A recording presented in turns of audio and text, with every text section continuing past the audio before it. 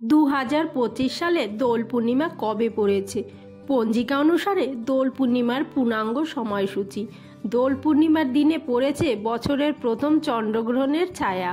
তাই দোল পূর্ণিমার দিনটি কিভাবে পালন করবেন, আদৌ পালন করা যাবে কিনা, দোল পূর্ণিমার দিন রাধাকৃষ্ণের পুজো কিভাবে করবেন, রাধাকৃষ্ণকে প্রসন্ন করতে কোন রঙের আবির এদিন লাগাবেন, দোল পূর্ণিমার দিনে ভুলেও করবেন না এই কাজগুলি, তাহলে ভগবান শ্রীকৃষ্ণ ও রাধারানীর কৃপা ও আশীর্বাদ থেকে বঞ্চিত হবেন।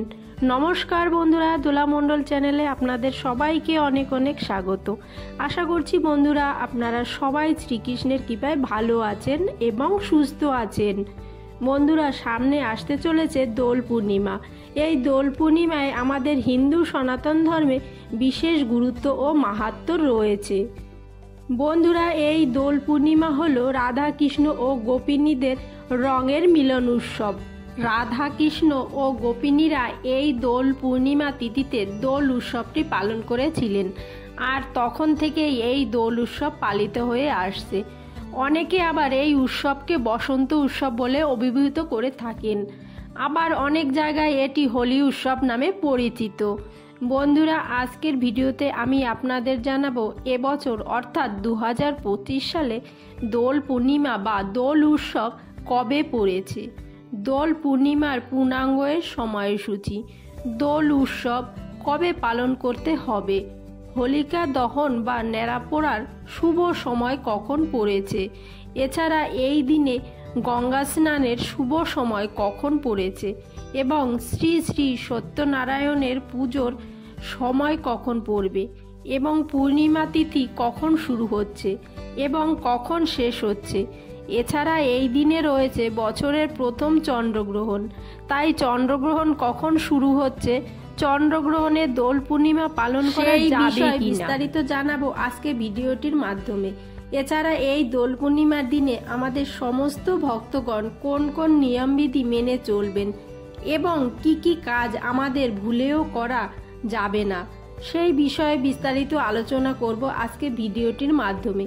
তাই আমরা সকল শ্রোতা বন্ধুদের কাছে বিশেষ অনুরোধ, ভিডিওটির প্রথম থেকে শেষ পর্যন্ত সম্পূর্ণরূপে মনোযোগ সহকারে দেখবেন এবং ভালো লাগলে লাইক, শেয়ার, কমেন্ট করবেন। আর আমার চ্যানেলে নতুন বন্ধু হয়ে থাকলে চ্যানেলটি সাবস্ক্রাইব করে আমার পাশে থাকবেন। চলুন বন্ধুরা, ভিডিওটির মূল পর্বে যাওয়া যাক। বৈষ্ণবদের মতে ভগবান শ্রীকৃষ্ণ আবির দিয়ে শ্রীমতী রাধারানী ও অন্যান্য গোপীদের সাথে রং খেলায় মেতেছিলেন। দাপর যুগে সেখান থেকেই দোলযাত্রা শুরু। এছাড়া 1886 সালে 18ই ফেব্রুয়ারি দোল পূর্ণিমার তিথিতে মহাপ্রভুর শ্রী চৈতন্যদেবের জন্ম উৎসবকে কেন্দ্র করেই এই মহা উৎসব পালন করা হয়। তাই অনেকে আবার গৌর পূর্ণিমা বলে থাকেন। হিন্দু সনাতন ধর্মে দোল পূর্ণিমা তিথির বিশেষ গুরুত্ব ও মাহাত্ম্য রয়েছে। প্রতি বছর ফাল্গুন মাসের পূর্ণিমা তিথিতে দোল উৎসব পালিত হয়। এবছরও তার অনাথা হবে না। এবছর অর্থাৎ 2025 সালে দোল পূর্ণিমা পড়েছে ইংরাজি 14ই মার্চ 2025 এবং বাংলার 29শে ফাল্গুন 1431 শুক্রবার দিন। পূর্ণিমা তিথি শুরু হবে 13ই মার্চ 2025 এবং বাংলার 28শে ফাল্গুন 1431 বৃহস্পতিবার সকাল 10:22 থেকে এবং পূর্ণিমা তিথি সমাপ্ত হবে 14ই মার্চ 2025 এবং বাংলা 29শে ফাল্গুন 1431 শুক্রবার সকাল 11:34 থেকে। উদয় তিথি অনুসারে দোল পূর্ণিমা বা দোল উৎসব পালন করা হবে 14ই মার্চ 2025 শুক্রবার দিন। হোলিকা দহন বা ন্যাড়া পোড়ার শুভ সময় রয়েছে 13ই মার্চ 2025 বৃহস্পতিবার সন্ধ্যে 7:15 থেকে। পূর্ণিমা তিথি যেহেতু 13ই মার্চ বৃহস্পতিবার সকাল 10:22 থেকে পরের দিন অর্থাৎ শুক্রবার সকাল 11:34 পর্যন্ত রয়েছে, তাই সত্যনারায়ণ পুজো শুভ সময় রয়েছে 13ই মার্চ 2025 বৃহস্পতিবার সন্ধ্যা 5:39 থেকে সন্ধ্যা 7:15 মধ্যে। গঙ্গা স্নানের শুভ সময় রয়েছে এই দিনে বৃহস্পতিবার সকাল 6:02 থেকে সকাল 11:40 পর্যন্ত। বন্ধুরা, চলুন এবার জেনে নেওয়া যাক বছরের প্রথম চন্দ্রগ্রহণ কখন শুরু হবে। এবছর অর্থাৎ 2025 সালে বছরের প্রথম চন্দ্রগ্রহণ 14 মার্চ 2025 এবং বাংলার 29 ফাল্গুন 1431 শুক্রবার সকাল 11:58 এবং শেষ হচ্ছে শুক্রবার দুপুর 2:19। এই চন্দ্রগ্রহণটি যেহেতু সকালবেলা লাগছে, তাই ভারত বা বাংলাদেশে দেখা যাবে না এবং এর কোনো কুপ্রভাবও থাকবে না। তাই বন্ধুরা, এবছর দোল পূর্ণিমা উৎসবটি সকলেই পালন করতে পারবে, কারণ যেহেতু ভারতবর্ষে চন্দ্রগ্রহণ দৃশ্যমান নয়, অর্থাৎ দেখা যাবে না, তাই গ্রহণের কোনো প্রভাব পড়ছে না।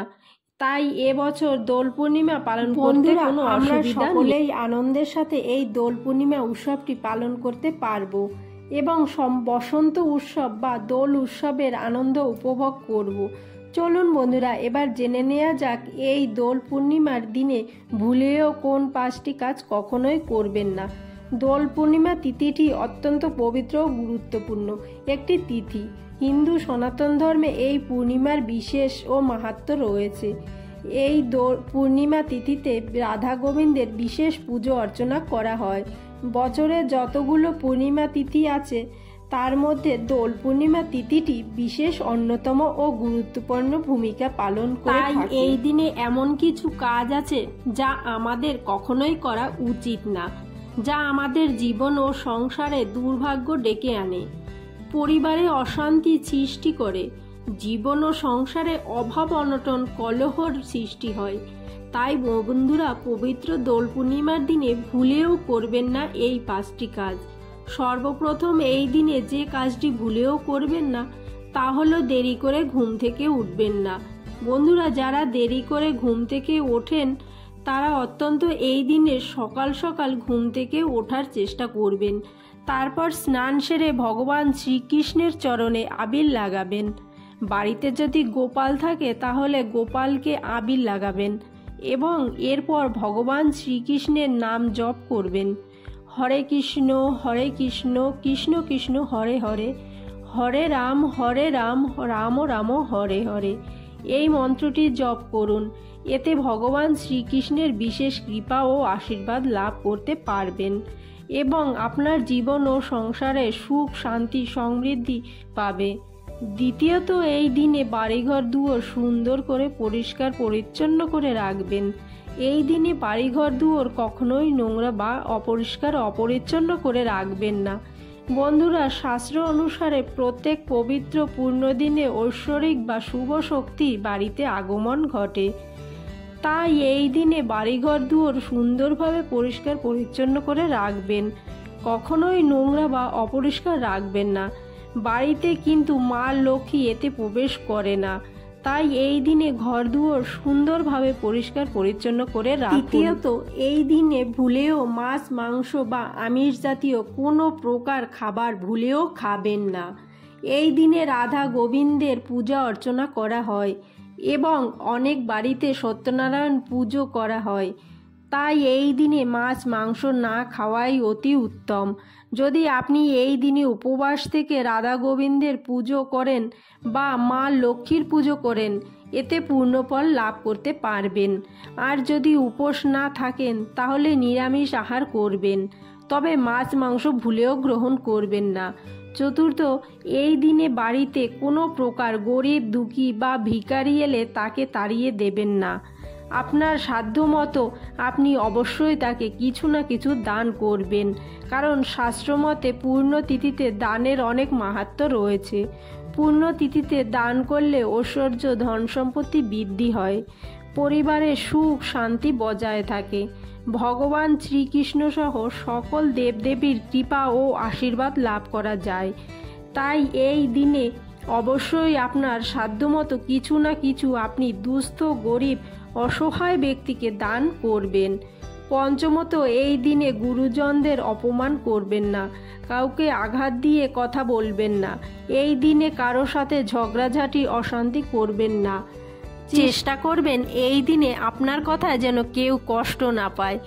কোনো পশু পাখি বা জীবজন্তুদের আঘাত করবেন না, পারলে তাদের কোনো কিছু খাবার দেবেন, এতে আপনি পূর্ণফল লাভ করতে পারবেন।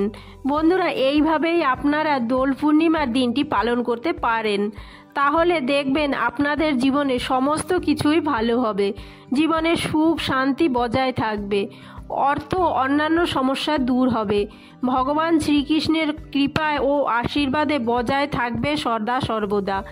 বন্ধুরা, আজকের ভিডিওটি এখানেই শেষ করছি। আশা করছি ভিডিওটি আপনাদের ভালো লাগছে। ভিডিওটি ভালো লাগলে অবশ্যই একটি লাইক করবেন এবং অন্যান্য বন্ধুদের সাথে ভিডিওটি শেয়ার করবেন। ভগবান শ্রীকৃষ্ণের ভক্ত হয়ে থাকলে জয় শ্রীকৃষ্ণ রাধে রাধে লিখে একটি কমেন্ট করবেন। আর আমার চ্যানেলে নতুন বন্ধু হয়ে থাকলে চ্যানেলটি সাবস্ক্রাইব করে আমার পাশে থাকবেন। বন্ধুরা, ভিডিওটা সম্পূর্ণ দেখার জন্য আপনাদের অসংখ্য ধন্যবাদ। আসছি পরবর্তী একটি নতুন ভিডিও নিয়ে। ততক্ষণে আপনারা ভালো থাকবেন, সুস্থ থাকবেন। নমস্কার, রাধে রাধে।